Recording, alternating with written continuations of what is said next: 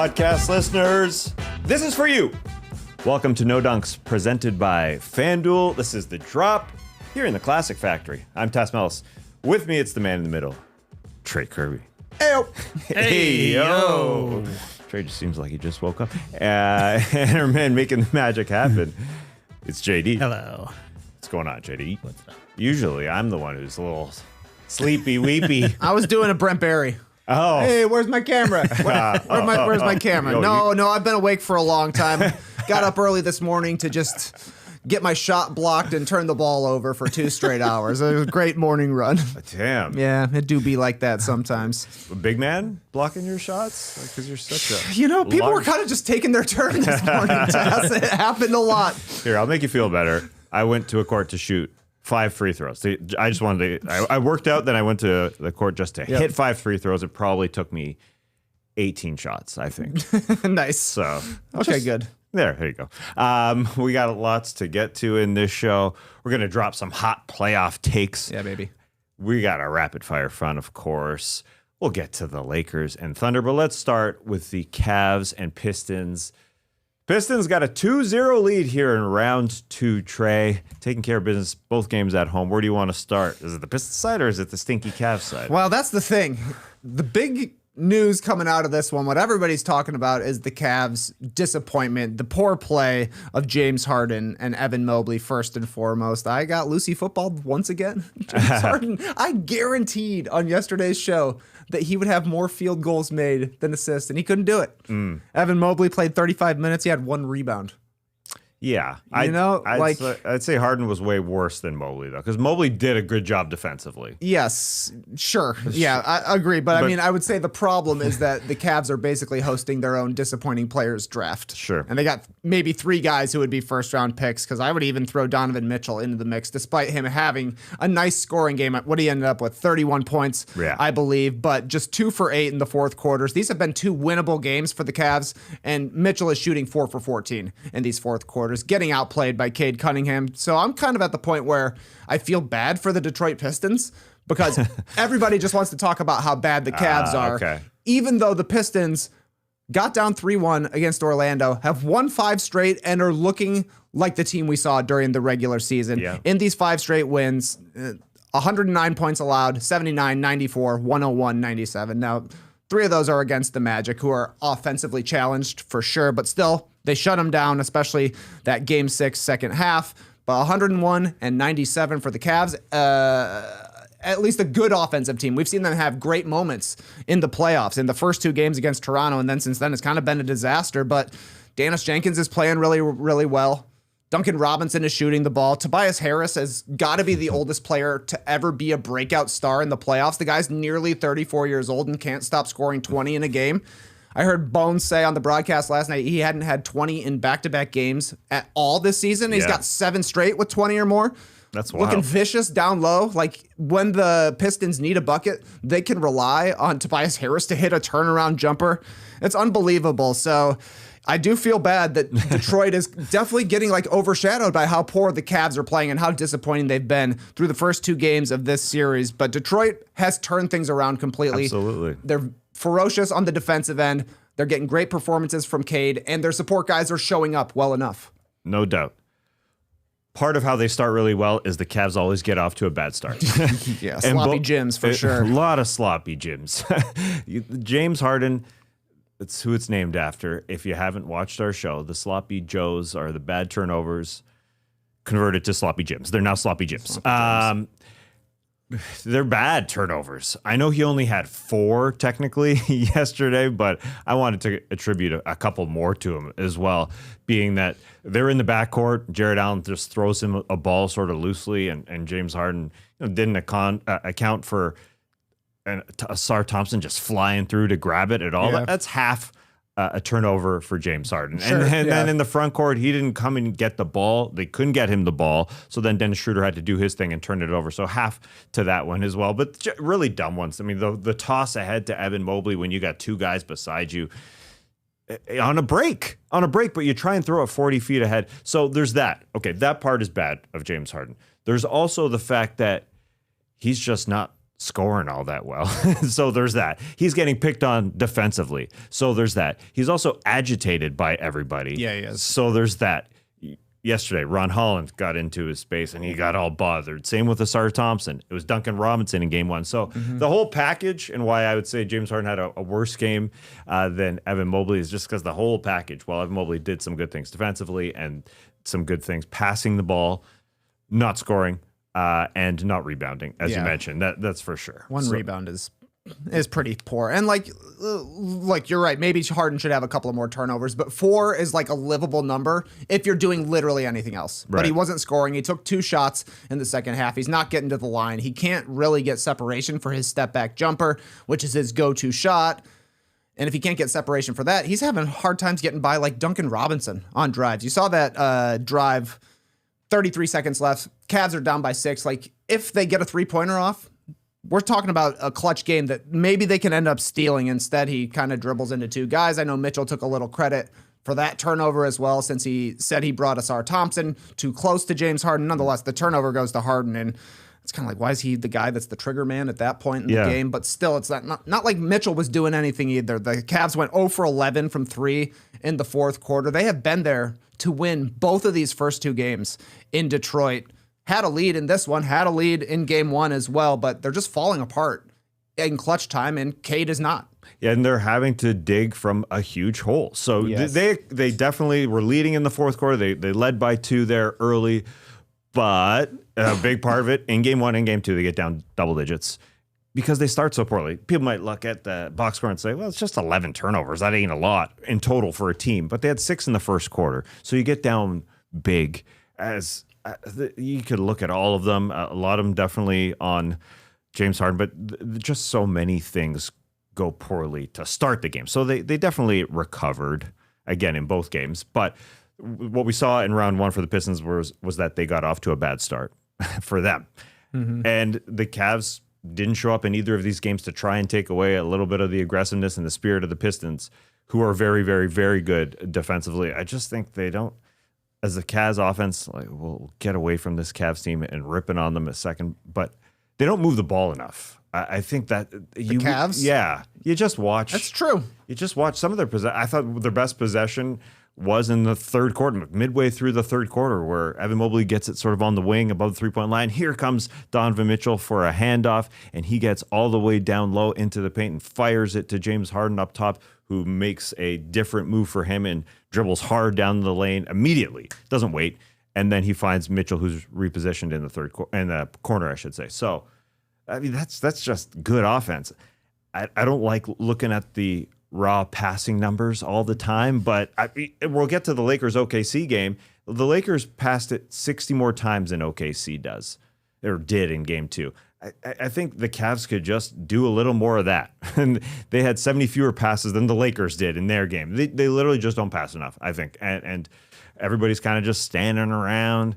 And you just need to see a little bit more of that. We'll get to some hot takes. I think Karl-Anthony Towns touching the ball for the New York Knicks helps them. And you would, if you saw Mobley or Jared Allen literally in the short roll a little bit more, I think that would just help.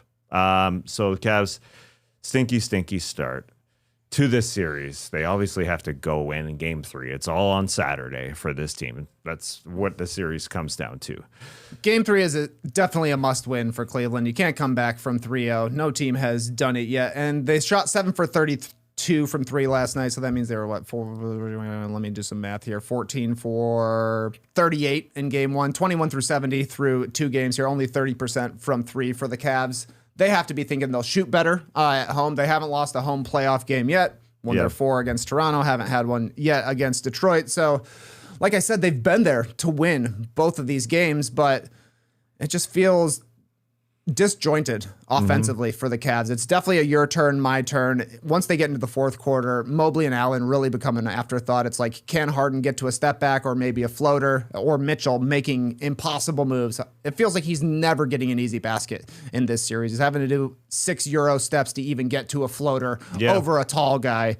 And then on the other side, it's like, there's not really an answer for Cade Cunningham on this Cavs roster. Like, Strus did an okay job at times during game 1. He had a bad game too. Dean Wade is doing his best, but he's not giving you enough offensively that it matters, and he's able to lose Cade at sometimes too. And those are kind of like their best chances. I don't know if Mobley's capable of that. Like, he's got a lot of size on Cade Cunningham. He does have good quickness. He's a good defensive player. Maybe that's something they should try, because Cade is killing him down the stretch. Like, he just orchestrates everything. In game one, it was setting up little dump offs for Jalen Duren. 3 straight buckets there. Last night, he was hitting jumpers and mid-rangers. He looks like the best player on the court. And the best players for the Cavs, all of them are coming up short. Yeah, you're right. He definitely looks like the best player in this series. The fact that his teammates are allowing him to kind of chill for 3 quarters, I wouldn't. The word chill is a little too extreme, but really not have to press until the fourth quarter. Nearly half of his shots were in the fourth quarter, and also about half of his points also in the fourth quarter because of that. So credit to everybody else on that roster, mainly Tobias Harris for getting this start, Danis Jenkins as well. But literally, he could just allow everybody else to sort of get him to the fourth quarter, and he is kind of unstoppable. Whether it's Wade or whether it's Strus, or they throw out the Jalen Tyson experiment, it was fine. It was pretty good yesterday. Yeah. The corner shot, the shot just doesn't look good for him, but otherwise the drives for him offensively solid, and playing defense solid. But what a playoffs for Cade Cunningham. He's played the most minutes in the NBA, so he's playing a ton. And obviously the points are ridiculous, leading the NBA, 30.6 points per game, and great efficiency. On the Cavs side, maybe if they take away some things in the first half, or they're playing a little bit closer and not turning the ball over, then maybe Cade has to do more, and maybe Cade's a little more tired in the fourth quarter. But this team totally looks like what we're talking about in February and March. We were sitting in Austin, Texas, and we were going through predictions for the Eastern Conference, and I said I literally would pick the Pistons right now. The Celtics didn't have Tatum at that point. Cade was healthy, and then I look like an idiot as Cade gets injured, and they go down 3-1 in the first series. Now they look like a totally different team. That stat you said about Tobias Harris that Brent Barry dropped. Come on, man. That's crazy. Yeah. He didn't have 2 games in a row with 20 points during the regular season. Now he's had 7 straight in the postseason. Come on, man. Yeah, I mean, maybe at least a little part of that is like he's moved up in the pecking order, for sure. We're not even talking about Jalen Duren having a disappointing game or a disappointing series so far. It stuck out big time against the Magic, but when he's compared to the big men for the Cavaliers, like, you don't care, because he is dominating inside. His presence, his physicality is important, but during the regular season, he was the number 2 guy for the Pistons from a scoring standpoint. That has not been the case in the playoffs. Tobias Harris has had to step up, and he really, really has. Like, he's played so many playoff games coming into this, like 60 plus, and I think you would say that he was a playoff dropper. Yeah. Philadelphia was always wanting more from Tobias Harris, and now Detroit is getting everything that Philadelphia wanted when he was there for what felt like 15 straight seasons. But yeah, the guy's almost 34 years old, having his best playoffs, and looking great while he's doing it when he's not getting his hip broken by Donovan Mitchell. Yeah. We went down hard. Did you think Mitchell kind of pulled him down in a weird way? There is an angle where you can see him get he touches his leg. Grab the back of Harris's leg. Yeah. So definitely threw off his balance. You would have to think, but I've still never seen that. A guy's hip getting broken on a crossover. You hear about the ankle breaker all the time, but the hip breaker is pretty rare. And seeing Tobias Harris being labeled as a guy who is super efficient, and now you can say he's underpaid, because he was always overpaid for a long time. Sure, but now the 2-year extension for 26 per, he looks great. He did start a little poorly as that first series went on. Like, he was there to take the shots. Yes. He was in that role in the pecking order, as you said. So he was there to do that, but he's gotten way better as the playoffs have gone along. And I think the Pistons and JB Bickerstaff were smart in asking him not to shoot as many threes, or not requiring him to shoot as many threes last night. He was 2 of 3 last night. If there's anything you could poke at in his playoff run here, it's that his 3-point shot has not been all that great. But in last night, it was just 2 of 3 and super efficient, obviously. Lots of credit to Danis Jenkins. I think in that first half was super, super good. He offensively, he was a one-man fast break.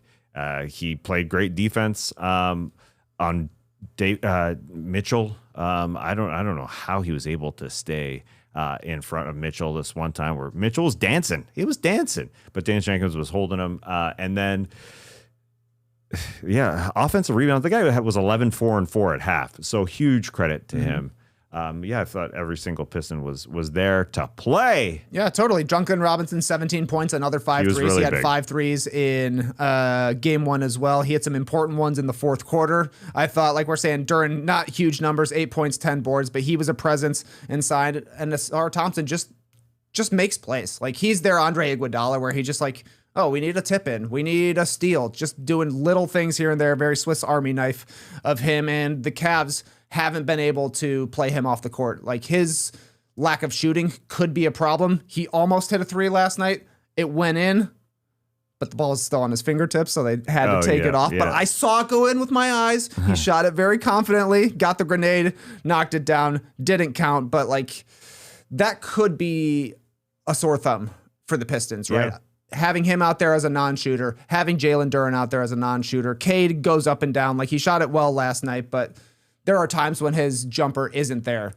That hasn't been a problem at all in this series. It's just been physical, big boy basketball, and that's absolutely the kryptonite for the Cleveland Cavaliers. Yeah. And again, he doesn't have to do a lot on his own shoulders, or a lot isn't placed on his shoulders the first few quarters because the Cavs are stinky. So everybody else comes through. And that's with Ausar Thompson getting into foul trouble and not being able to play a ton, under 24 minutes, and him still letting that rip, that shot. And they're allowing Jalen Duran to be open. And Mobley blocked him 3 times. And so that matchup is what they want, and they're happy with that. But Mobley's got to be better on the offensive end. You mentioned the injury that Davion Mitchell. I'm got some Mitchell problems, man. You called him Darren? I called him Darren. I'm calling him every D name, but his frickin' name. Donovan Mitchell also injured himself. I think if this Cavs team goes out in this playoffs, I think you'll be seeing, unfortunately, the close-up of him turning his ankle on a fast break that he's leading and no one touches him, and he rolls his ankle and hobbles out of play.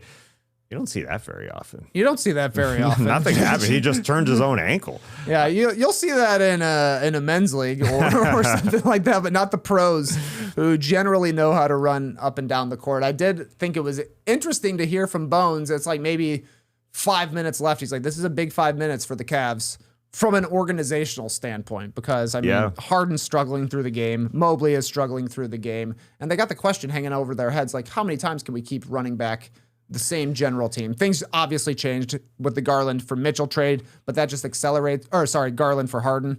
That just accelerates things for the Cavs, because they're so worried about Donovan Mitchell wanting to come back to Cleveland. And I mean, losing the same way again would be the most disappointing possible end to the season for the Cavs. No doubt, yeah. And Bones, I thought, nailed it. It's like, these 5 minutes matter for game 2 and for the rest of the summer for the Cavs, it feels like. We're talking like the series is over. They could have won either of these games. They still got 2 games coming at home in Cleveland that they can get back into the series, but it's just been disappointing from Cleveland for sure. Yeah, well, the first 5 minutes matters in game 3. Yes. Because, the Cavs just aren't together. Then they do pick it up a little bit, but not so good to start. They have won their home games. They did it against the Toronto Raptors, so we will see if they can do that. They look so good after the first 2 games of round one. Yeah. Like they were going nuts. And then basically the Raptors just started turning them over, and it feels like the Cavs haven't been able to stop turning the ball over since game 3 against Toronto. 3:00 Eastern on Saturday. That's what they get. Sounds early, right? 3:00 Eastern on Saturday. Oof. Okay, yeah. I'll be there. Yeah. Is it bad for the home team that they start at 3? I guess not, because they took care of business with an early start to start the playoffs. Sure, yeah. That was a 1:00, right? Was it 12:00, 12:30, 1:00, whatever it was? I can't remember exactly. Yeah, I don't know either. I'd have to click. That seems like it was 100 years ago. Yeah. Either way, it was an early start. Round 1. Game 3 is their season. No, there's no doubt. And the series. So yeah, as Brent was sort of saying that, yeah, there's huge implications. Big time. The whole thing, and whether or not you have to tear it all down again, or some kind of change. Yeah, a big change. Yeah, but I mean, but also it's like they're a team that's been proposed as a potential Giannis destination, and Evan Mobley is kind of like the swing piece. Like, would they include him, because that would be somebody that the Bucks would want to get back. But now you're like, if you're the Bucks, you're like, you're gonna have to give us even more, of course, with the way this guy's playing. So yeah. This has been a bad week and a half, I feel like, for Cleveland. Again, this seems really, really simple, but again, him in the short rolls or Jared Allen more in the short rolls, where those guys are at least touching the ball, I think is important to this team. They have to do that to get them involved, at least, so everybody's involved. We shall see. Game 3. Any other random notes from this baby? I like to see Amen Thompson in the crowd supporting his brother. You know, the Rockets got bounced in round 1. I'll go watch my twin play some basketball. Yeah, that was pretty cool. Yeah, I always like that when a brother or a teammate shows up to see another game played. It's nice. Speaking of the Thompsons, Asar Thompson has knee pads in his leg sleeves. I think that's important. Like they're sewn in. They're just part of the leg sleeve. Sure. And when he went down on his knees to get that steal with 30 seconds left from James Harden, he felt comfortable doing it because his knees are cushioned. Now, they're not like volleyball pad knees. They're just little ones you can see there. I think they should be a part of every leg sleeve. You think they should be a part of every leg sleeve? Maybe the flexibility is a problem, but it really sets a tone from a leg standpoint. I'm willing to go to the ground. Yeah, because my knees are supported. Yeah, James Harden ain't wearing knee sleeves, that's for sure. But I'm thinking he's going to come through in Game 3, Chas. I think this is the one. This is the one for Harden. Maybe, Look, it's only been a quarter of his career playoff games that he has more turnovers than field goals made. Literally a quarter, which means 75% of the time he has more makes than turnovers. And I'm saying Game 3, guaranteed, James Harden, more field goals than turnovers. You heard it here. You're a crazy man. Yeah, I'm guaranteeing it every game until it finally happens. It is even surprising to me now, even though we've talked about it for a good 20 minutes, to know that the 4 turnovers were more than the amount of field goals he hit. And I watched him out there. Exactly. Like, you can live with 4 turnovers if you go 8 for 12, you know? Not 3 for 13. Totally. Other random notes I want to fly through. The Cade block on Dennis Schroeder, where his follow-through hit Schroeder, looked like he hit him right in the eyeballs, and Schroeder was trying to help his eyes afterward. I mean, that was tough.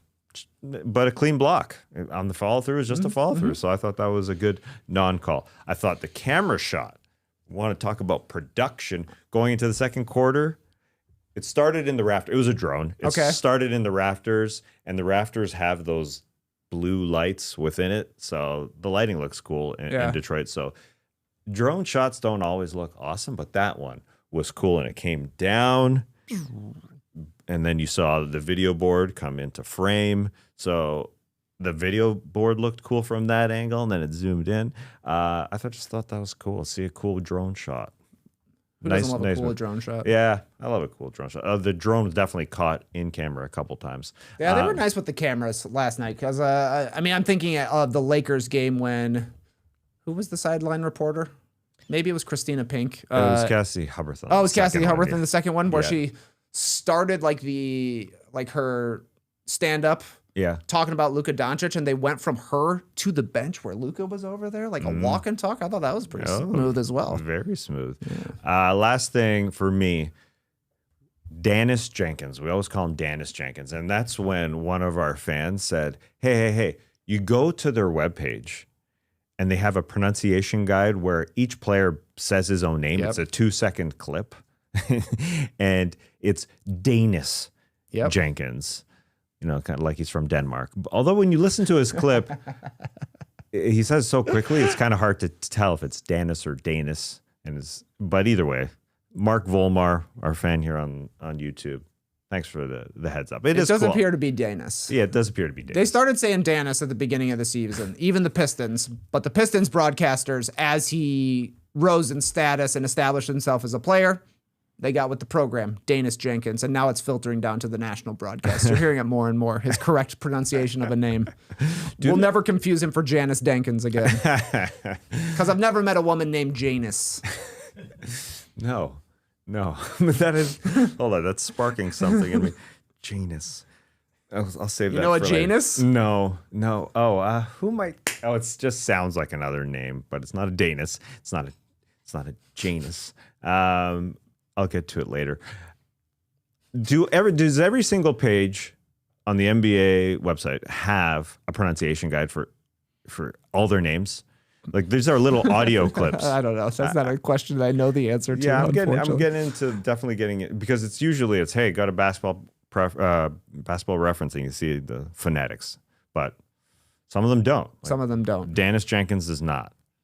We'll get it on That's there. why he's Danis Jenkins. Education. All right, let's get to the Lakers and the Thunder. What do you think about this one? The Thunder take care of business in the end.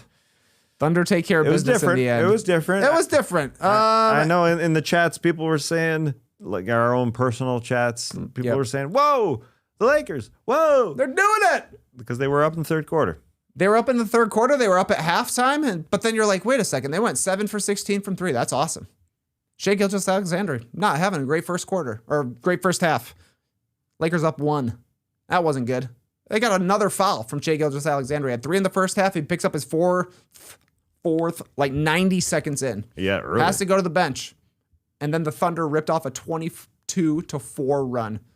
They were down 5 when Shai subs out, up 13 when he comes back. And it was basically AJ Mitchell and Chet. AJ Mitchell, this is incredible the way he has been able to step into the number 2 trigger man role for the Thunder with Jalen Williams' absence.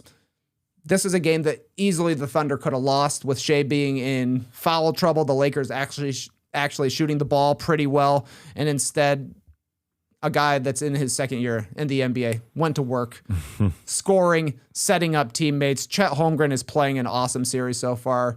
His size, his shooting has been a real thorn in the side for the Lakers. I think the size in general for the Thunder between Hartenstein and Chet is really giving the Lakers problems. You throw in Jared McCain getting dusted off. He played 22 total minutes in round 1, and he's got how many threes through 2 games here? He's got 7 threes, I think, in 2 games. He looks like a great player as well. Meanwhile, the Lakers didn't have Jared Vanderbilt, so they threw out a Dutiero. This is the levels of teams we're talking about here. Yeah. This could maybe be a competitive series if Shai didn't play the entire time. And I would still probably take the Thunder. It was incredible that his team won the minutes on the bench for Shai by 18. Yeah. That is something. OKC's bench beat the Lakers bench, even if they were playing Adu Thero. Now, I think he's an Adu Thero. We're talking Thero, you're right. Either way. Yeah. He's got to start playing better until he gets the Danis Jenkins treatment. Thero, you're right.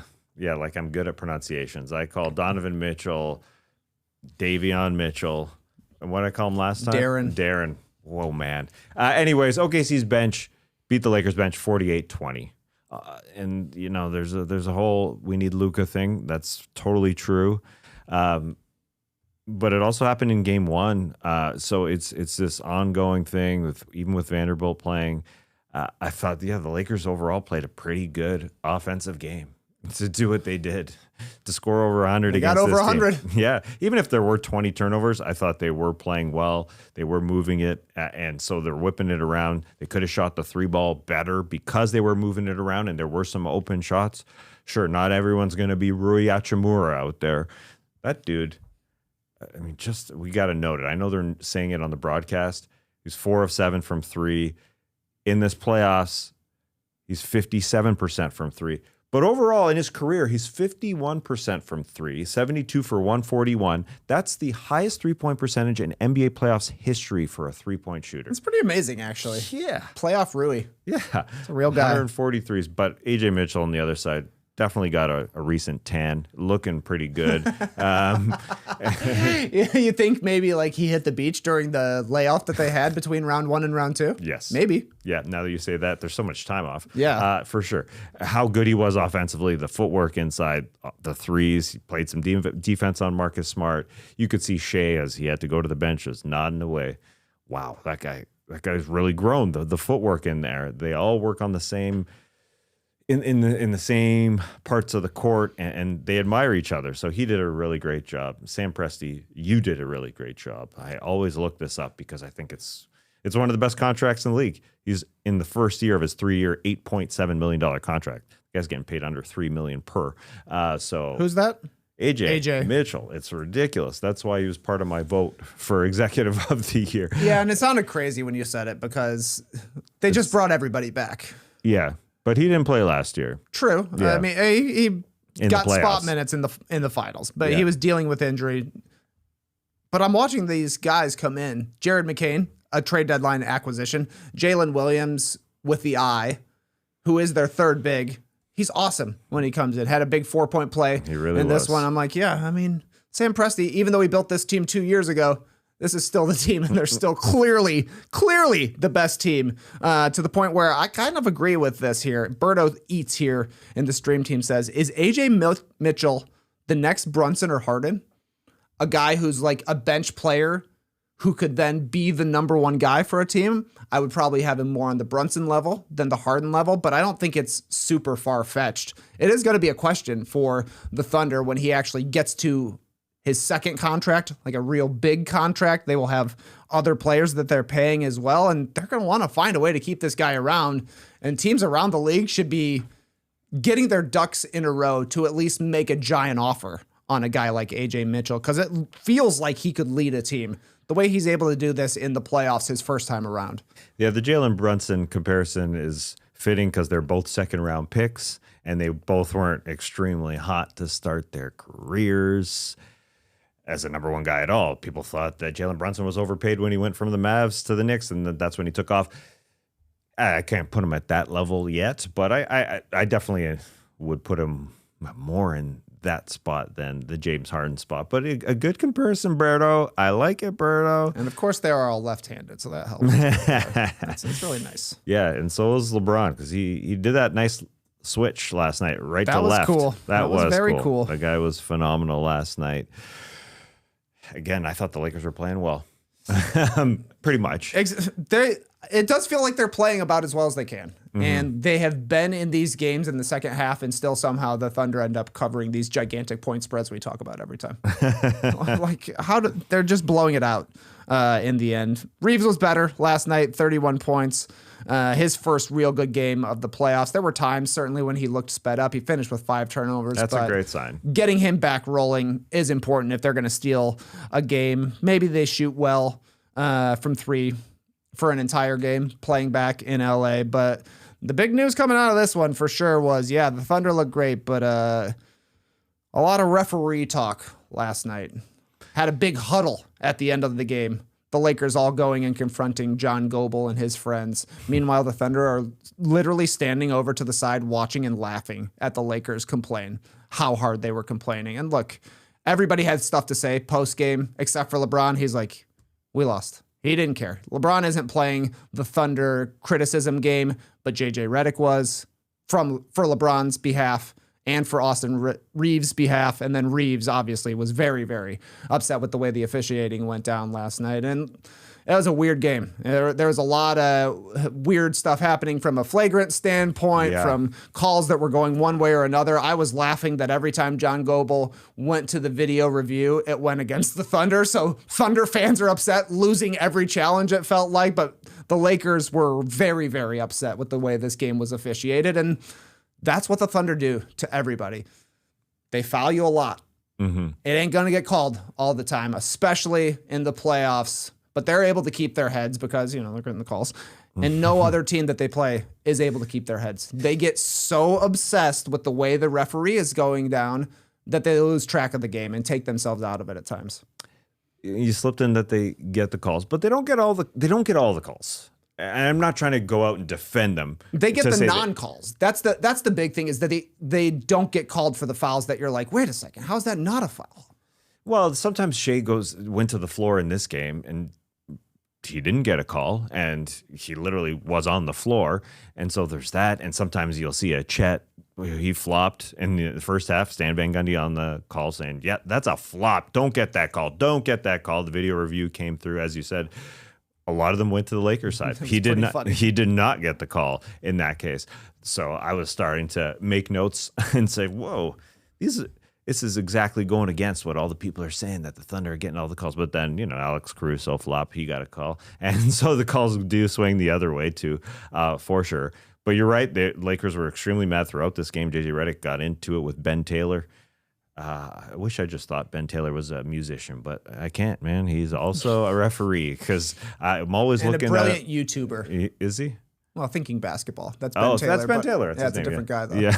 Different Ben. He's a liked basketball Ben, not referee Ben. He had JJ Redick was right in his face. And John Goble, you had Stan Van on the broadcast saying John Goble's getting ripped by the fans. Yeah. This is OKC fans. We're ripping him. The refs, you suck. Refs, you suck. And Stan Van said, John's a nice guy. He literally wanted to defend the guy. Think a nice guy. Man, he's got a family. The referees cannot get it right for either side.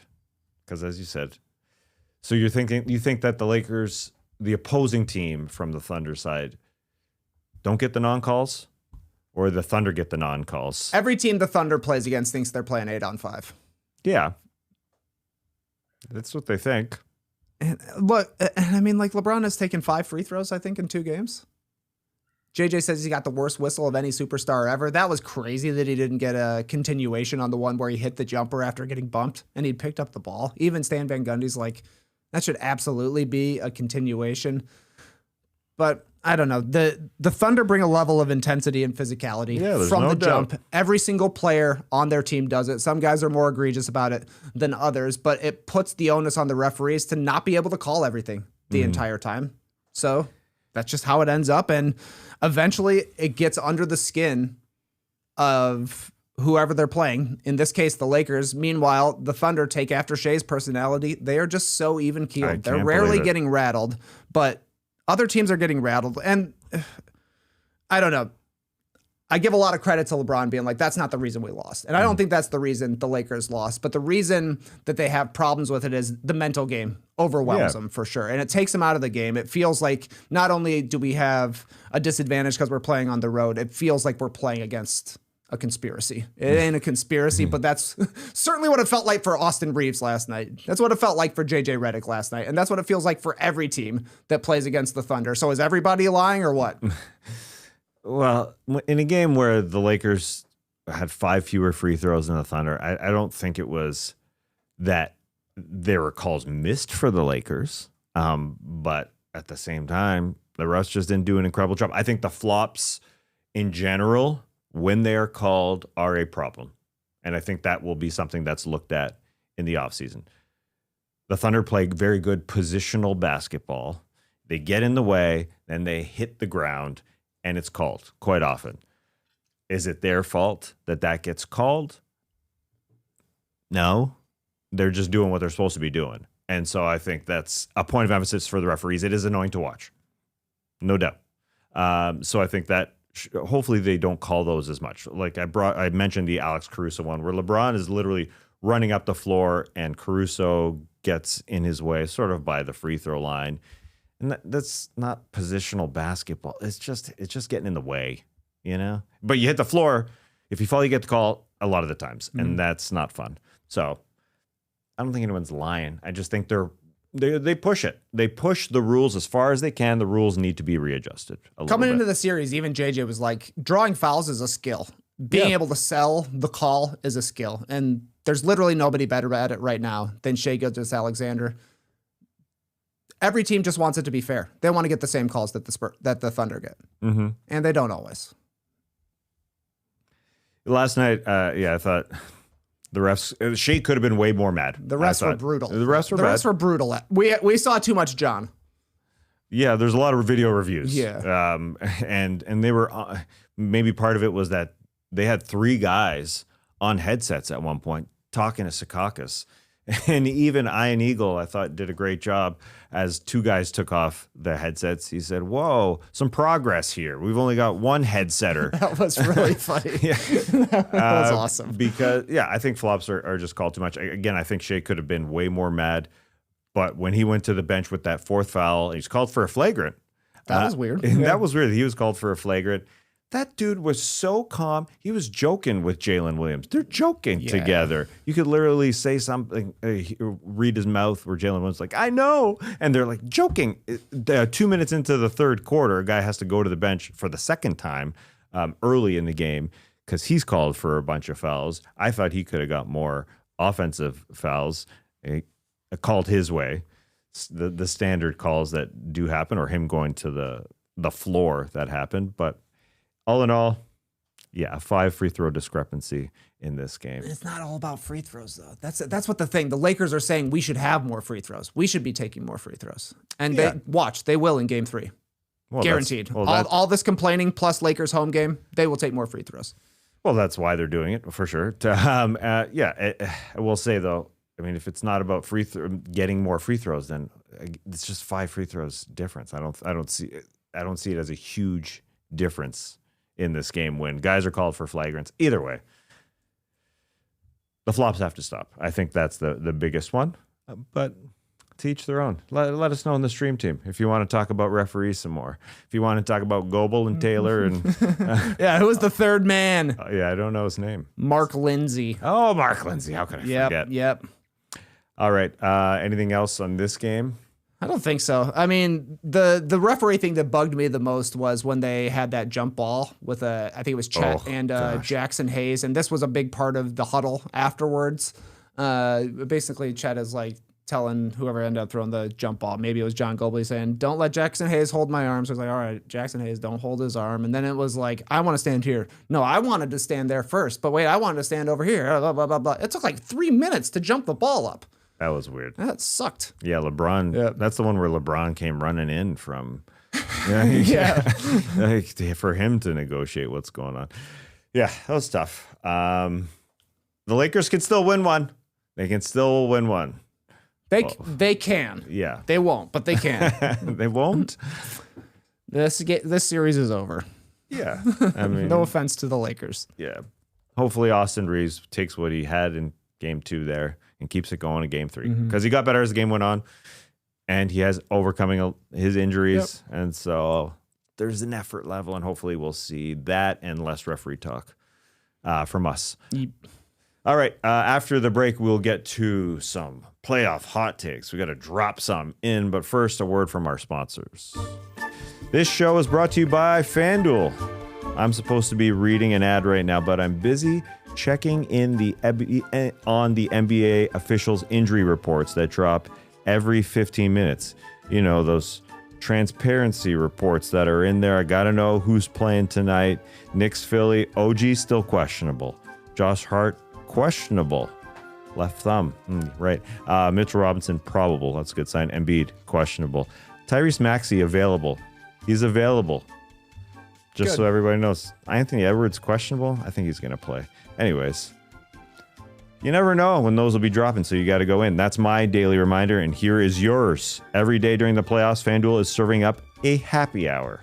We're talking special drops you won't want to miss, from profit boosts to bonus bets and more every single day.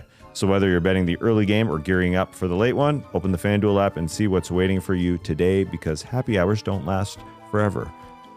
It's called an hour. Check for a new reward every single day of the NBA playoffs. FanDuel, an official partner of the NBA. Sixers are favored tonight on FanDuel. I don't know about that. Only 1.5 points, but still. Yes, with a questionable Joel Embiid. Perma-questionable, I would say, Joel Embiid. Perma-questionable. Yeah. You just don't think they're going home to take care of Biz? Was it a 3.5 point line? 1.5. Yeah, I mean, it's basically a pick 'em, but still, I mean, the Knicks have been better for sure. They've been. Definitely been the best team in the Eastern Conference. Yeah, and we will get to some Knicks in these hot playoff takes.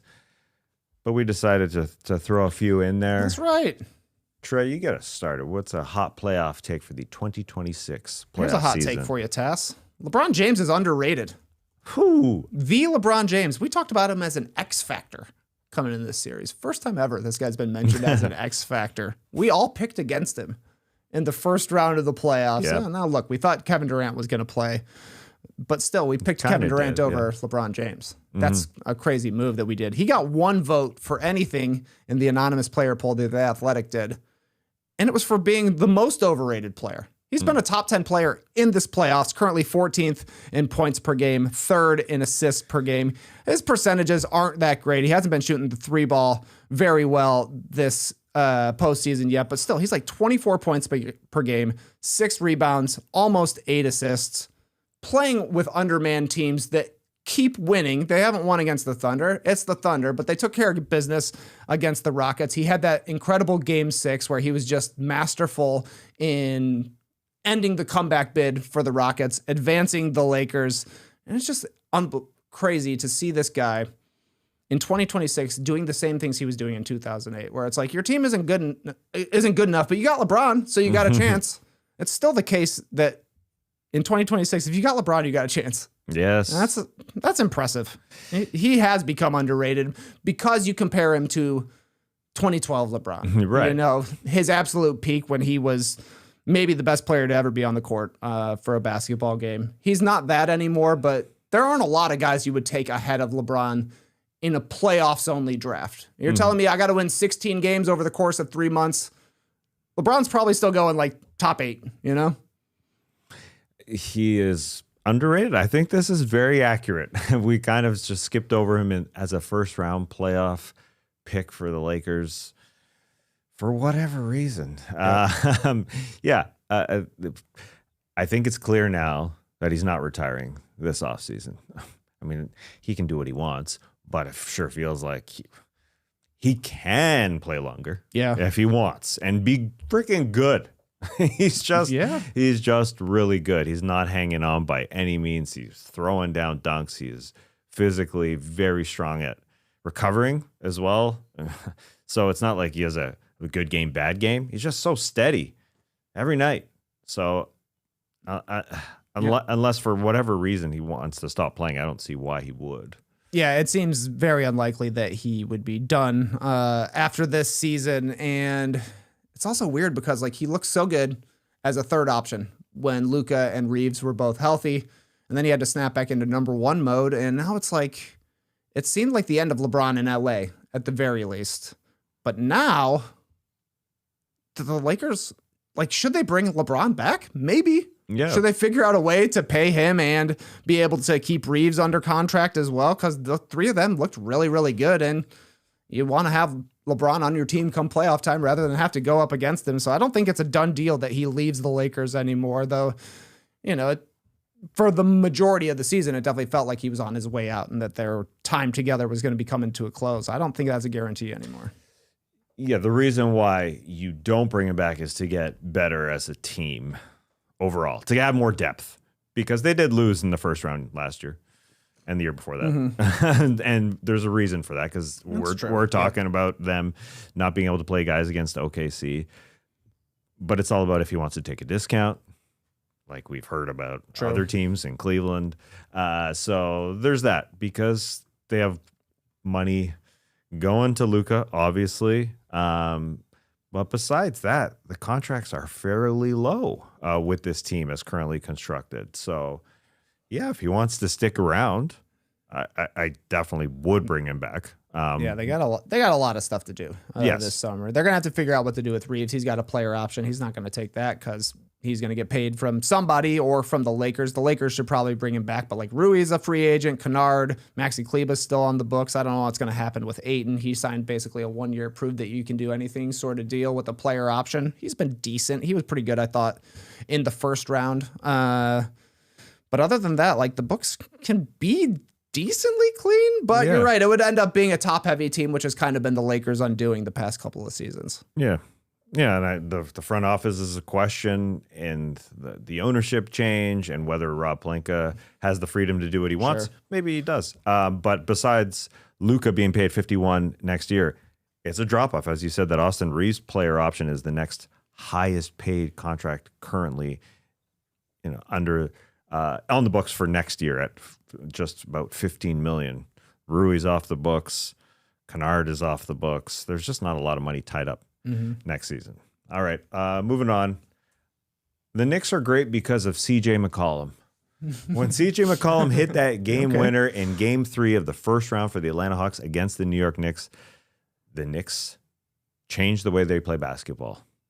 And they're playing way better. Game 4, that is when Karl-Anthony Towns started to be that guy at the top of the key, the top of the three-point arc, just firing passes. And that's when OG Anunoby was able to cut baseline and be so good. He's been good the whole series, but other guys, Mikal Bridges started to pick it up. Josh Hart, always good. And Jalen Brunson was able to be good off the passes and just not have to do as much bringing up the ball up the floor. And part of why they're better, I think, not only is Karl-Anthony Towns a giant man and able to have the vision to see over top of everybody and throw it to guys who are willing to cut, but it gets him involved earlier. And I think that is a great sign for the Knicks in general to help him offensively, to help him defensively, but just to have Karl-Anthony Towns as part of every single possession. And Jalen Brunson not having to mentally start every possession. Now, they don't say, Karl-Anthony Towns, you're the passer every possession, because that's not what a good team does. But a good team also doesn't say, hey, Jalen Brunson, you're starting every possession and you're bringing it up every possession. That's why Tom Thibodeau leaves. It's a team sport still. That's what I've heard. But simply put, I think it makes him better. And as good as OG has been on his own, I think Karl-Anthony Towns firing it to him has really helped. It's 6 assists in that first game, 4 after McCollum hit that game winner. That went directly to OG Anunoby. Karl-Anthony Towns had 10 assists, but 6 directly to him. So it's helped everything.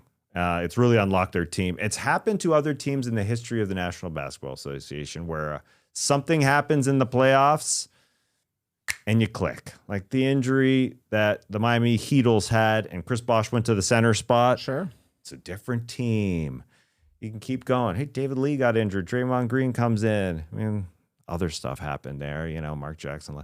But this is something that clicked, and it's weird that it wasn't really a part of their offense the entire season. Yeah, it's pretty funny that we're like, oh, Mike Brown, this guy's an offensive genius. He decided to get the 2 best players the ball.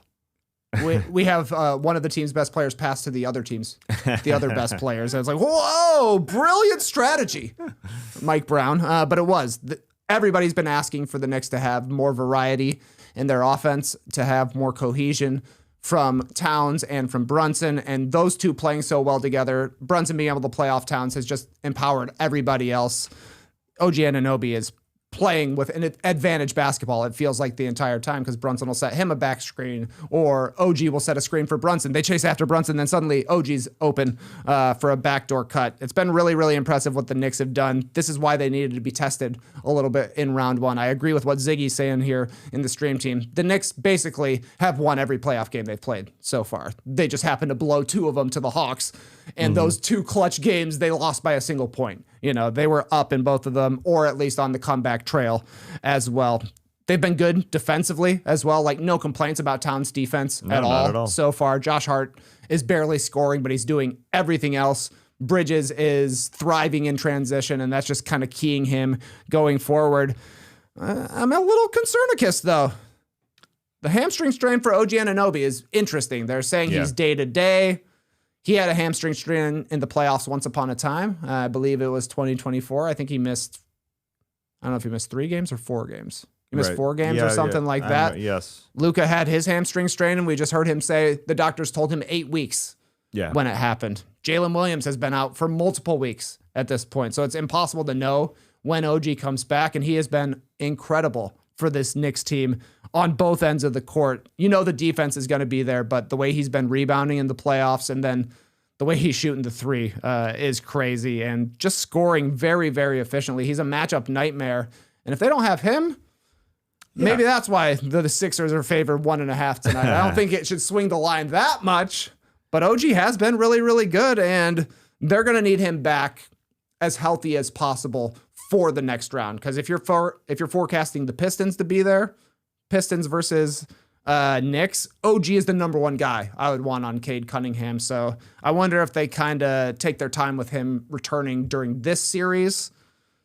Since we don't know Embiid's status as well, they seem to be in control. I wonder if they just take their time with OG, get him 100% healthy, because they'll need him for conference finals and finals for sure. Totally. That's what they should do. And by all the reports and all the talks, it's not a major injury, but you're right in that we don't know when it's going to be okay for him to come back. It could be a week, but they will slow play it. I totally agree. And they should. And they are in a good position being up to do that, and other guys to be able to chip in. And you have a revitalized Karl Anthony Towns to lead them along with Jalen Brunson. And because of that, and what they did with Karl Anthony Towns, Mikal Bridges became a player. Mikal Bridges was not a good player to start that playoff series against the Atlanta Hawks. Several games. Took him several games. And both Jalen Brunson playing awesome and OG Anunoby playing awesome. And then this Karl Anthony Towns replacement on the as far as the scheme goes helped elevate Mikal Bridges as well. So I think they feel comfortable slow playing OG because Mikal Bridges has played better, and their depth feels like it is deeper. And Karl Anthony Towns, I just go flashback to early in that playoff series against the Atlanta Hawks. There's some stretches like Karl Anthony Towns coming out for his first 6 minutes before this new iteration of them, where it looked like he wasn't even playing. Like he wasn't doing a lot. I don't even know if he was playing. And then he went to the bench, and I wondered, what did I even see Karl Anthony Towns play? But this is different in that, again, just more involved. The numbers aren't spectacular for Karl Anthony Towns, like scoring wise, but it doesn't matter. We're just getting more out of him. And this is the version of Brunson and Karl Anthony Towns that everybody thought Mike Brown would do 6 months ago, but here it is now. And they're playing defense. Yeah. I think they got the second best defense in the Eastern Conference through the playoffs so far, only behind Detroit, who, did have the benefit of playing against the Magic in round one. Not a lot of scoring to be done there. No discredit to the Pistons. They have been great, but the Knicks playing defense and their offense clicking, they look scary. No doubt. Okay, what's another hot take you got from these playoffs? I've got too much Draymond Green in my life right now. Every time I open any timeline, I'm seeing Draymond versus Austin Rivers. I'm seeing Draymond versus Chuck, and I do not care at all what this guy has to say, really.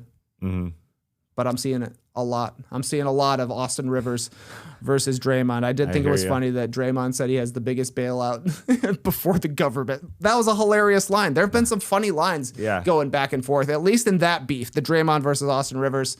I thought his performance on Inside the NBA was a little lacking, though. People were very upset that he went at Charles Barkley for not being his best self when he played with the Houston Rockets at the end of his career. But Draymond, to me, he is more of a podcaster than a broadcaster, if that makes sense. The way he was interacting with the other guys on Inside, I thought was not playful enough. You got to have a sense of joy on that set, and he has a sense of, I want to beat you in the debate. I went back and watched the Barkley thing. I think it's all how they interpret it and they feel about it, which determines how we feel about it. Like, let's say the producers put up Charles Barkley in a Rockets uniform where he looks slightly bigger. We'd all hear Ernie or Kenny say, you were a little overweight. There's a laugh, and then we're all like, oh, that's kind of okay.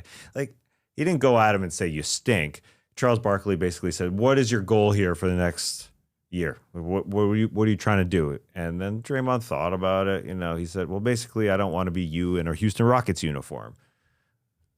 Crickets. No response. If there was a little giggle, maybe we'd look at it. Kenny goes, what's that look like? What's that look like? What's that look like? What does that look like? There wasn't a lot of love there, but like us, the ESPN crew. It's weird to call them the ESPN crew, but the ESPN/TNT crew, they're working hard now. They don't want to make these. They don't want to get ripped. You know what I mean? Like, they're working every day. They just want. I know that's what I'm saying. Yeah, we still laugh. We still joke. We still say we had a bad day playing basketball. We're not NBA players. We're not. But it kind of reminds me, Draymond. The way Draymond was on his most recent appearance reminded me sort of like when Shaq first started going on inside. And it was like, okay, man, just take a joke. Have some fun. And Shaq grew into his role. He's become like the jester, and he does have just a sense of playfulness on the outside. I don't know if that's Draymond's personality. But they didn't make a joke about Draymond. I mean, Draymond was the guy who made the joke. Eventually they did. Oh. They read the stat to him that he's like the Kendrick Perkins of the NBA. Oh, that's good. And he didn't have fun with that? He kind of laughed. But you could tell he was upset. He just seems to take it very personally, and I think that's Chuck's charm, is that we know he was a great player. He was a better player than Draymond was. Draymond maybe had a more successful career. Yeah. Different scenarios for sure, but the thing with Chuck is that he can dish it out and he can take it. Yeah. He does not mind being the butt of the joke at all, because he's the butt a lot. He didn't say anything when Draymond Green basically said, you were a fat guy when you had a Houston Rockets jersey. He didn't laugh it was silent. So that was kind of odd. Not to defend Draymond Green, but I mean, the question was, what are you going to do in this future of your career? And he tried to make a joke. When it comes to that, as far as the, hey, Austin Rivers versus Draymond Green thing, I mean, that's way worse. That's like two different podcasts. Record me talking trash about this other guy. That's like, when Trey Young got into it with Patrick Beverly, like, okay, have a conversation. Go have a show. That would be good. But yeah. Okay. I hear what you're saying. I did see Austin Rivers said, Draymond, play me one-on-one. Would you watch Draymond versus Austin Rivers? 100%. Yeah, so would I. It would be weird. I'm probably taking Austin. I think I am too. In a one-on, that definitely suits Austin Rivers more than it does Draymond. Well, yeah, the guy can shoot, Yeah, I think. He can dribble and do moves. I haven't seen a lot of that from Draymond, not since the Michigan State days. Okay, so that's a fun one. I'm just good. I'm just good on Draymond for right now. Yeah, I hear you. Yeah, and he's in my face right now. he's your algorithm. Yeah, I get it. Last playoff hot take here. 2026 Bismack Biyombo is 2019 Jordan Loyd. Okay, this isn't apples to apples here, but let me explain. In 2019, Toronto Raptors went to the NBA Finals against the Golden State Warriors. In the finals, the Warriors lost Kevin Durant. Klay Thompson was out. The Raptors decided, we're going box and one. We're just basically having one guy, front guard, Steph Curry. We got to take him out of the game. And in their practices, they had a little-known NBA player named Jordan Loyd take on the role of Steph Curry and run around, and that's who we're going to guard, and he did that. This year, it's different, but Bismack Biyombo in the Spurs practices is basically going one-on-one with Victor Wembanyama. He is the guy who's trying to get Victor Wembanyama to play against smaller, shorter guards who go, or strong guys. Yeah. Stout dudes who get physical. That's what Bismack Biyombo was doing in practice. They're just banging to help Victor Wembanyama just chill out, calm down, take a hit, and be comfortable in a game to adapt. Now, it's not apples to apples because it's Wemby on offense while Jordan Loyd was trying to help the defense figure out how to run against Steph. But basically what I'm saying is the guy in Jordan Loyd that helped the Raptors understand how to play is similar to Bismack Biyombo here in this case, who doesn't play a lot. He's just out there to bang with Victor Wembanyama to get him the most comfortable, to get this man with the mental IQ, the emotional IQ, to understand what I got to do out there. So that's the comparison. That's where I'm going with it. Sure. Yeah. And he's looking good. A reserve guy who is still important to the team because of what he's bringing on the practice court, which in Bismack's case is just smashing into Wemby. Yeah. All right. Let's line him up. Bismack, you're just going to run into him as many times as you possibly can. Yeah. I'm like, all right, let's do it for 15 straight minutes. That's good. Yeah. Okay, if these guys played a legitimate one-on-one game, Bismack Biyombo versus Victor Wembanyama, what do you think the score would be? We're talking up to 11. I don't think Bismack would score. It's hard to imagine him scoring. Yeah. I don't think he's going shake and bake, step back threes. Yeah. No. He's got to score over top. Wemby maybe just runs through him. Now, Bismack Biyombo had a far longer career than Jordan Loyd. It's surprising to me that Jordan Loyd, this guy who played in Raptors practices, played only 12 games. The guy can score. Yeah. If it's Jordan Loyd versus Bismack Biyombo, I'm taking Jordan Loyd. If it's Jordan Loyd versus Victor Wembanyama, he's scoring more than Bismack Biyombo, that's for sure, but I ain't taking him. Yeah, I'm with you. Yeah. I'm with you. Okay, Austin Rivers versus 2019 Jordan Loyd, who wins 1v1. Jordan Loyd. Wow. We got to set that one up. I got to set it up. I mean, Lloyd's in his prime right now. But look, Bismack, 15 years in the NBA. Yeah, man. That's amazing. It is amazing. That is really great. Listen, it happens to every big man where they have to just get hit. Especially guys who play sort of towards the perimeter, a slimmer guy, we've seen it with Dirk, other guys. And that's what Bismack Biyombo is for Victor Wembanyama on the practice court. Yep. So there's a connection there. Again, he's looked good through one practice from what we've seen. I'm sure it's happened more. He looked great. He looked great bumping. But he looked good there. And I mean, Victor Wembanyama looked good in game 2 against Julius Randle or anybody who's trying to just bop him. He was able to absorb it and just deal it. I do have one last hot take for you. Okay. It's going to sound like I'm biased, but I promise you I'm not. Blake Griffin's FanDuel commercial is a modern classic. I'm talking about the one where he's in the bar. Luis Guzman is the bartender behind, and they're talking about 3-pointers. And I just think it's so funny. Yeah. I think the writing is so good. I think Blake's performance is so good. I love it. I think the zings are hilarious. I like at the end when it really feels like Blake's feelings are hurt that Luis Guzman said anybody can make a 3 in the playoffs if you've made 29, brother. There are a lot of commercials that have Blake Griffin in them right now. Yeah. He's commercial break Blake. Yeah. Every commercial or every break, you're getting AT&T or Wayfair or Wingstop or this FanDuel one. Of the 4 that he's got going right now, the FanDuel one is legitimately great and very, very funny. I don't think you're being biased at all. And not because I've actually seen this commercial, but because Blake Griffin's just good in commercials. He is good. He's a good pitch man. Yeah. I've only seen the Wayfair one. I'm able to watch the NBA in-arena feed on NBA.com through League Pass, essentially.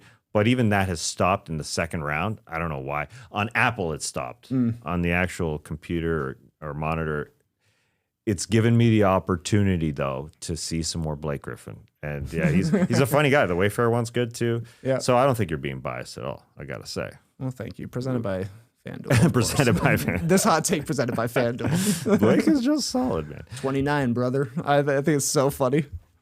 He seems like a guy that would jokingly brag about making 29 career playoff threes. So how was Luis Guzman's performance? He does good. Yeah, he does his part as well. Don't you worry. All right. Before we get to rapid fire, it's time for a little whoa boy. The stat line of the night. It's brought to you by Brent Ferrari. Vroom vroom. Vroom, vroom. Our old friend Brent Ferrari. Brent wrote in this. Brent, he wants to call it Doughboy of the night. Because, nerd alert, I am member of the greatest Star Realms dodgeball team ever assembled, Donut Shop Revivin', affectionately known as the Donuts.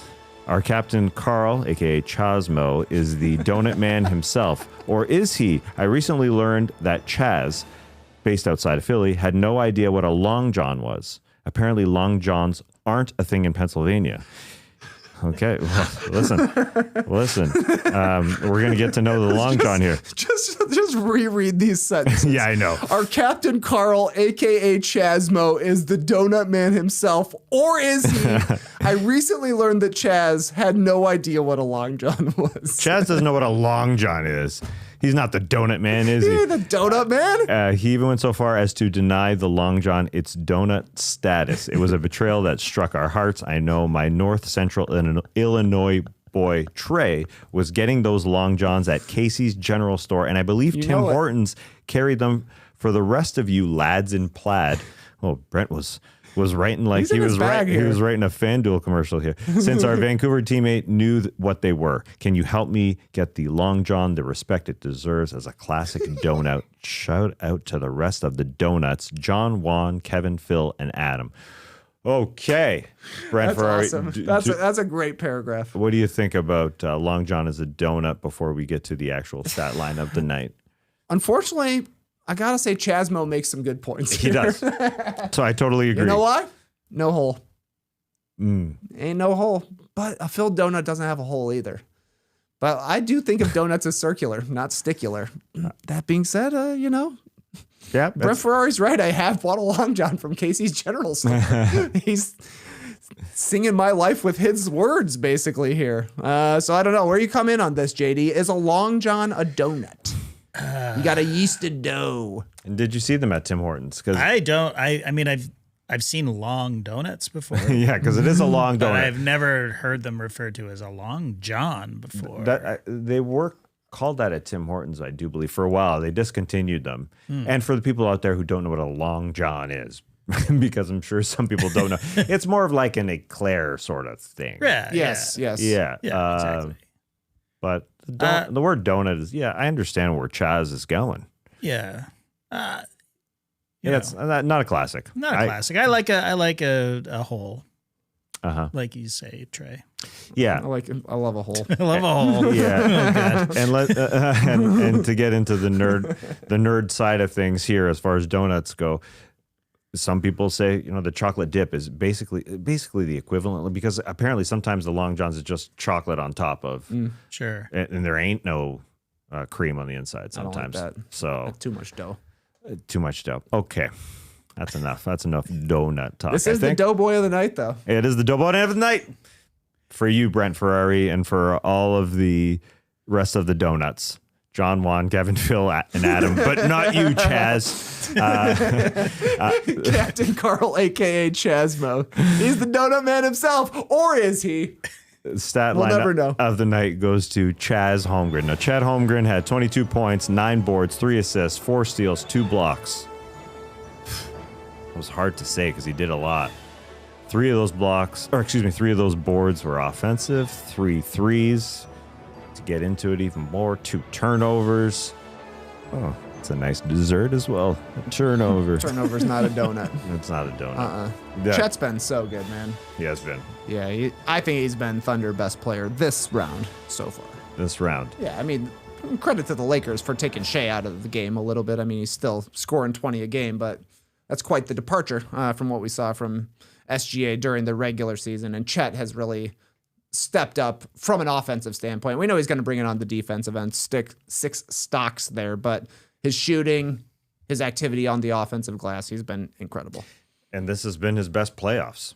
It's only 6 games in, but it's better than what he was able to accomplish for the entirety of the finals run. Like, he's doing way more, shooting way more efficiently. That's so scary.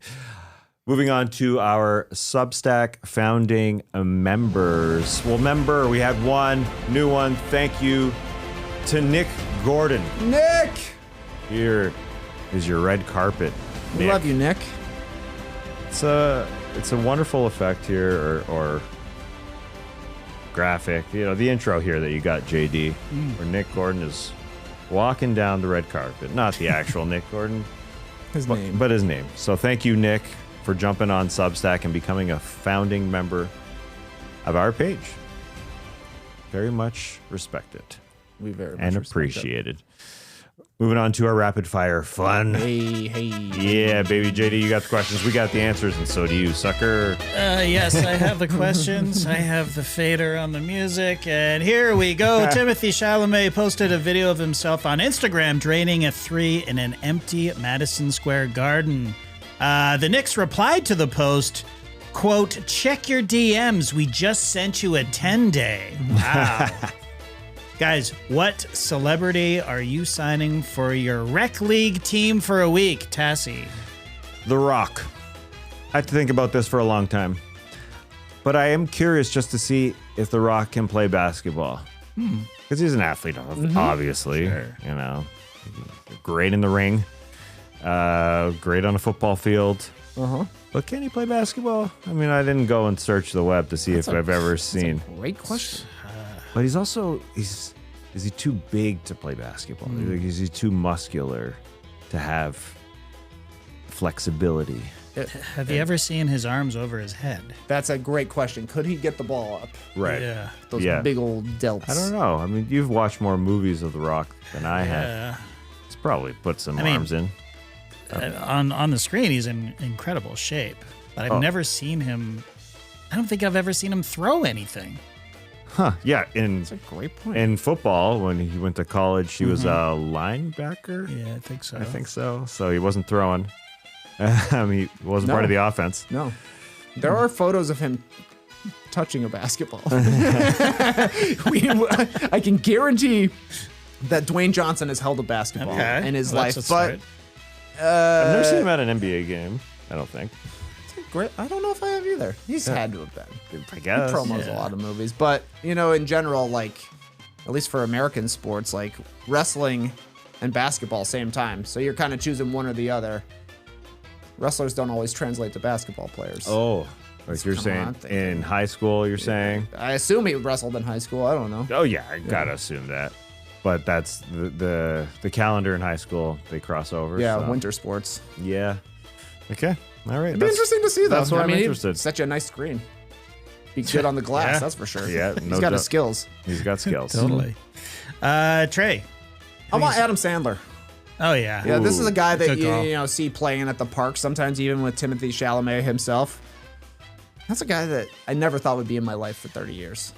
Like, he was doing Red Hooded Sweatshirt on Saturday Night Live. Hilarious. I was laughing a lot, but then he, made some movies that I loved when I was young, and then he made some movies that I hated while I was less young, and then he made some movies that I loved when I was old. Yeah. So he stuck around, and he stayed on the court. Only guy that I've ever seen play in, a button-down shirt. It sounds like it'd be fun. Wow, how ironic. He plays basketball in a button-down, but he shows up to everything in basketball gear, right? Like the Oscars and stuff. You don't know what to expect from Adam Sandler. You really don't. The guy's a mogul. For me, I don't play basketball, as you know, but I do play pickleball. I have a pickleball league. So Jamie Foxx plays pickleball, but I've seen him play. I think I could beat him, honestly. Sorry, Jamie. Wow. Yeah, but that'd be cool. I beat Jamie Foxx at pickleball. I know, yeah, but I want him on my team. That's the thing. also true. I'm scouting for somebody to, like a ringer sort of thing. So I'm going Leonardo DiCaprio, who I have not seen play, but rumor has it he's very good. Nice. Damn. Are you taking Jamie Foxx fan. one-on-one? Is that how you're going to beat him? No. I need doubles. a partner, yeah, Okay. for sure. And how's the team doing? It's playoffs, right? Yeah, we'll get to that in my third answer. Oh, okay. Great. Yeah. Cool. Nice. Great. Nice pitch ahead. Nice tease. Okay, yeah. Next one. In the meantime, New York basketball tweeted a photo. I have it here. Of Larry Johnson, John Starks, Patrick Ewing, and Bernard King sitting courtside at a Knicks game. But behind them is some random dude in a backwards cap staring dead into the camera like he absolutely belongs. At Captain Pearl NYK, retweeted it with a caption, "If I'm bro with the backwards hat, this is getting framed in my house. Guys, what 4 legends would you most want to photobomb for a frame-worthy picture in your house, Tassie?" Great question. I need something more Canadian in my house. Okay. So I'm going to have the bare naked ladies in front of me. Yeah. Now, Stephen Page in there? Or? Stephen Page in there. That was the first thing I was going to say. All right. Do you think that's important? Yes, I do. Okay, good. Gotta have him. Is he the lead singer? Is that right? He was, but he left. What? He put on clothes? He put on clothes and walked out the door. That guy's been gone for like 20 years, probably. Maybe 10 years. Maybe 20, actually. Maybe, yeah, something like been that. gone for a long time. Maybe 70, whatever. But very, very important. Ed Robertson, Tyler Stewart, and then Jim Cregan would be my fourth. Sorry to Kevin Hearn, but I had to cut somebody. There's only 4 people, but you can probably squeeze in Kevin. So I'm happy with that. That's a good one. Yeah. For me, it would be the cast of Ocean's 11. Maybe they get together to one last heist or something. So Pitt, Damon, Clooney, me, just walking in the background as well. Is he part of the crew? I don't know. I wasn't sure who to pick for a fourth. JD, who's the most legendary of the rest of the Ocean's 11 crew? Like, I would have chosen Bernie Mac, but R.I.P. Yeah. What about Cheadle? Cheadle is high on the list. Yeah. Elliot Gould is a longtime legend. Is he still alive? He must be alive. Great question. I don't know. But yeah, so I mostly want Pitt, Damon, and Clooney. But Yeah, anybody else? I'll even take Scott Conn. sure. Why not? Man, I thought about Clooney for a while here. I thought he could be on my rec team for some reason. I don't know why he was I part think of. he's a basketball I think he player. plays, Yeah, I think He's so. got like too. a pickup game or something. Huh, we got a Good prequel coming up as well, I believe. An Really? Ocean's prequel. Ocean's prequel, yeah. Okay. Really? Just what we needed, guys. Yeah, I was wondering what Danny Ocean was Prequel. up to before all that. Yeah. Me too. Well, I guess we'll see. Who you photobombing? JD? I'm photobombing Zoe Kravitz, Michelle Pfeiffer, Anne Hathaway, and Halle Berry. What do they all have in common, you may ask? Anyone? Say him again. Zoe Kravitz, Michelle Pfeiffer, Anne Hathaway, and Halle Berry. They are all Catwoman. They are all Catwoman. Yep. Very Nice. good, Trey. Yeah. Nice. Yeah. And then just me in the background, like the backwards hat guy. That's such a great photo. That is so funny. That's really, really good. 100% I would frame that too. Okay, last Yeah, one. well Guys, we had a pigeon at MSG this week. These are all MSG related. Go figure. And it fell to Andre Drummond to dislodge the ball from the top of the stanchion. He failed spectacularly. The boos rained down, and Karl Anthony Towns eventually had to step up and handle the operation. Guys, when's the time you had to bail someone out, Tass? Well, I was in Cleveland, actually. We went to a Raptors-Cavs basketball game a long time ago. Okay, regular season? I Yeah, assume?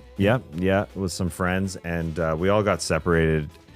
And at some point, we couldn't find one of our friends because he was taken away to the drunk tank. Ooh, they got him. So the night just went. Yeah, Nothing Change puts the a plans. damper on an evening quicker than a friend getting thrown into One the guy drunk missing. tank. in Cleveland, in another country at the time, Wow. being Canadian at the time. So that was different. But he got out. You bailed him out. Yeah, the other guys really did. I said, nah, screw that. I'm not going to bail him out. No, I didn't say that. But I was there. They weren't close friends, so they were more actual friends with this guy. I wasn't. Sure, you were part of the I was just bailout there. crew, yeah. I was Assisting just there. I was for the ride. I was Ken Jeong in Hangover, like I was there. Naked in a trunk. Right. But he got out, and then everybody else was. Then we all went and got depressed in our hotel room, waiting for him to get out. It was so sad. Yeah. Are you Anyway. still friends with this guy? I was never really friends with Oh, him. I see. So I was friends with the one guy that led the led the whole trip, and no, I'm not friends with him. Skeets would like this story. I'm not going to say anybody's names, but we would say it off the air, and he would say, "Oh yeah, that guy sucks." He doesn't. He didn't like him. Yeah. Fair. Anyways, we'll stop there. Okay. But yeah, It's important to have one friend of your friends that you actually hate. very important. Not that guy. Trey, when was the last time you had to bail someone out? Not someone, but something. Back when we still had Wilbur, he would sometimes attack animals, small critters in our backyard. And one time he tried to attack a baby squirrel. Maybe did a little damage. So the squirrel was struggling.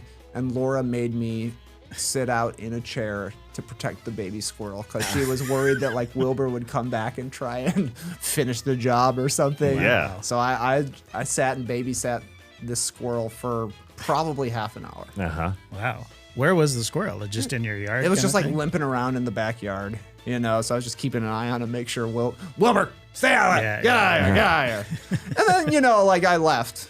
And surely that squirrel is totally fine. There was no other predators out there, right? Oh, no. Nothing bad could happen to this squirrel that's injured without me watching. I'm sure it existed. It continued to live after that. But I was trying to do my part because we don't have enough squirrels around here. No. Yeah, we're really lacking. That's right. It's just a matter of time before this studio just shuts down on the air because a squirrel has gnawed through Oh yeah, the power. Oh, yeah. a lot of Yeah, it squirrels. happens A lot of a squirrels. around here. Yeah. And Good when story. that happens, I'm going to just assume it's that squirrel. That same one still. Probably. Stray squirrel. Trying to find me.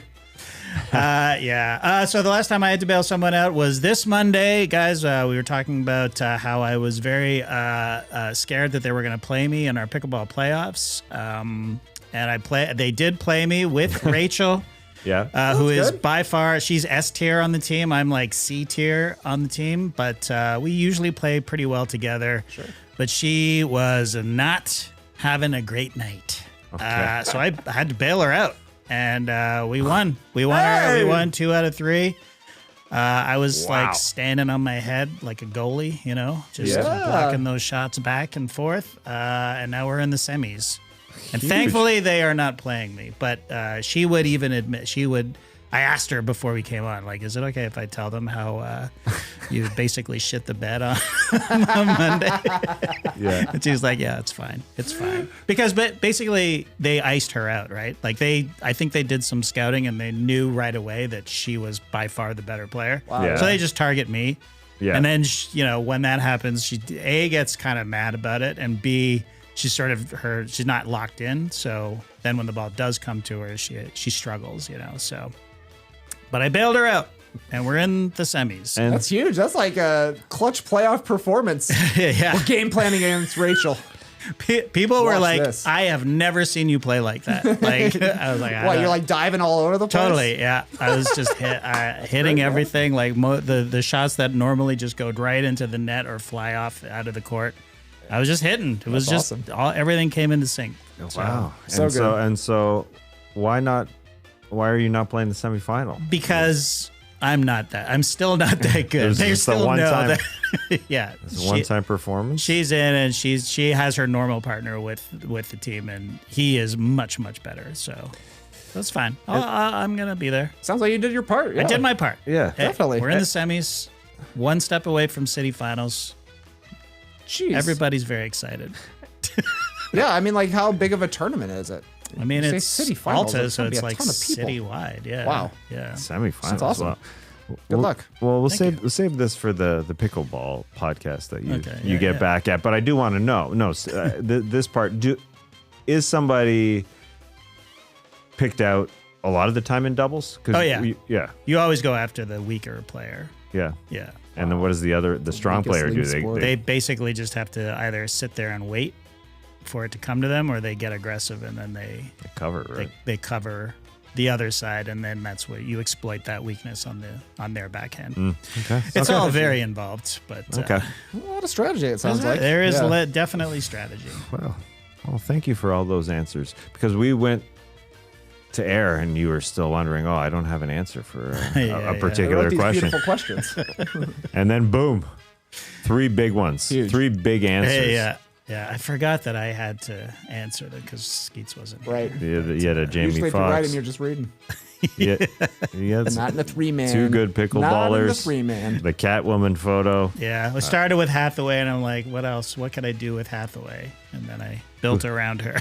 who's also MSG related. She goes to MSG Yeah. games. She does, yeah. That's Yeah, right. yeah, And had yeah. a scene with Carl Anthony Town in the latest Devil Wears Prada. Oh yeah, how was it? It's fun. It's good. I mean, I gave it a Enjoyable. thumbs down, but The movie. the movie. Yeah. It was good, but I gave it a thumbs That's down. fine. I don't know. If you like that shit, then It was I not on love par the with first the one. first one. The yeah. first one is great. Yeah. But All right. anyway, Okay. Well, that's it for No Dunks today. There was some chitter chatter about us streaming the NBA draft lottery on Sunday afternoon. We'll see if that happens. Yes, it is it'll indeed be- Mother's Day. The afternoon, yeah, on a Mother's Day, the afternoon. I thought it was a night event. Yeah, it's like at 3 o'clock or something, Yeah. right? Yeah. Biggest Bulls game of the year, though. I kind of feel like I gotta tune in. I'm sure that's what Laura actually wants to do. I was like, what do you want to do for Mother's Day? Watch the draft lottery, right? Totally. Yeah. So if Flora's up for it, no. If we decide to do it, join our YouTube. No Dunks page will be streaming for that half hour of glory for some teams. I couldn't believe Vince Carter is going to be the Brooklyn Nets representative. I just find that. That was surprising to me, too. Yeah. He's the Nets. I saw the Bulls have Kukoc. Kukoc? Okay. Yeah, hopefully he has good luck. Any predictions for tonight, even though you think that the Knicks should be favored? I do think the Knicks should be favored. Hopefully it's a nice, tight game, though, but I'm super interested in Minnesota. San Antonio. First game in Minnesota. Yes, absolutely. That feels like it's going to be a banger. Yes. It'll be a loud Yeah. one, too. All right. Maybe we'll see you Sunday, but we'll definitely be back Monday. But for now, Clipper Bros. You heard it here first. Have a great time. Turn up. Love you guys. Awesome. Thanks for joining us. And in the words of Anthony Edwards' mom, a hard head makes a soft ass. Embrace the day, people. That's the ending line.